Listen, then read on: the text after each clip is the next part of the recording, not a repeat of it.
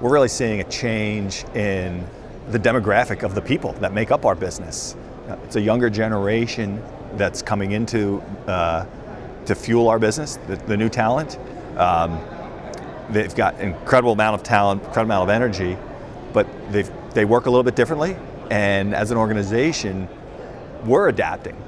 Well, in North America, Danfoss has gotten really excited about the district energy topic and exporting Danish expertise into the North American market, particularly in the area of energy transfer stations and pressure independent valve technology on the secondary side of the heat exchanger. So that's our primary interest and motivation. We see that the market interest is coming up in those areas. Well, we see an increased demand in kind of these decentralized CHP cogeneration kind of installations throughout the US and North America and the whole of Americas. We are seeing clients return to growth. The recession slowed things down a lot. They had to put some of their good ideas on hold until funding was available to make that happen. But now they're certainly looking to expand. They're looking to figure out ways to be more sustainable. They're looking to figure out ways to be more effective with their capital and to reduce their energy use. And they have a better audience, I think, on campuses and within municipalities for a lot of those sustainable initiatives that weren't there 10 years ago.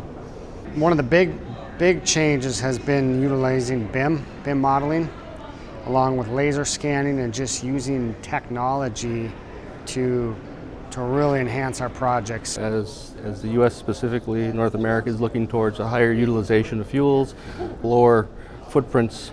We see this market transitioning to renewables, and now a logical conclusion is that we're moving into these CHP district energy where we can really utilize fuels better. And in the last few years, there's been some tremendous paradigm shifts in the industry, especially around water use and water conservation. And people are beginning to think about alternate sources of water and where they can get them, things like air handler condensate,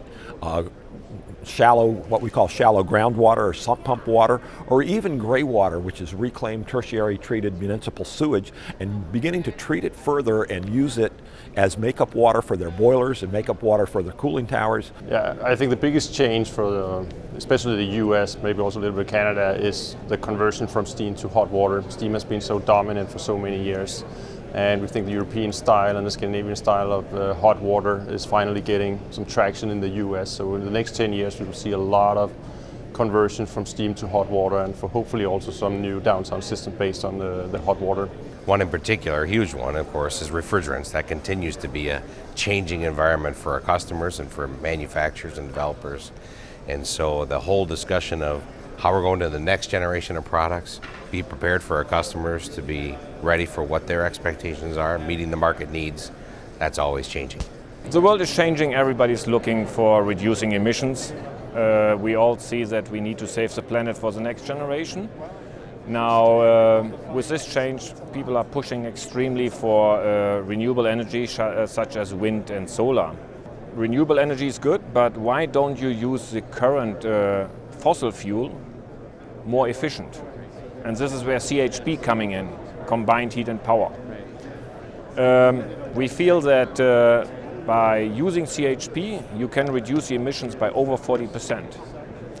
So for us right now, the change is how can we integrate CHP into the grid, as well as change the grid from centralized to decentralized. I think one of the biggest changes that we're starting to see is the major utilities recognizing and getting more involved in district energy, specifically combined heat and power. So where they used to just put up a combined cycle plant to feed electricity, now they're looking at the potential to interact more closely with their customers and have sort of a partnership where they're building combined heat and power. Our core business has always been evaporative cooling, using water to evaporate to remove heat rejection. And now we're developing products that use much less water to reject heat. And so our research and development and our list of new products coming will be to save water, and which is critical throughout the whole world.